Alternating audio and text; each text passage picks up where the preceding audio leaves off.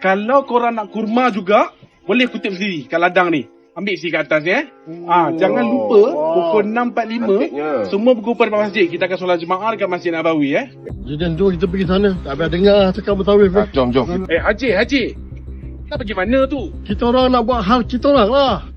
Saya perasan awak berdua selalu lari daripada nak berjemaah. Kita bukan selalu datang tanah suci ni. Retouch Travel Tours dah bawa dah jemaah pergi Jeddah, pergi Taif, Bukit Malaikat, Bukit Uhud, ziarah tempat-tempat bersejarah, makan nasi unta, makan nasi berani, beli jubah, apa lagi nak? Kita kena sembahyang jemaah di masjid di tanah suci, bukan selalu kita datang sini. Pahalanya berganda, Haji. Kami bukan tak nak join, tapi tak pernah pun dengar kamu cakap Arab. Betul. مرحبا بكم على متن هذه الرحلة. نرجو منكم الانتباه الكامل بينما نعرض لكم تعليمات السلامة على متن رحلة dia simpan punya. Jom kita join.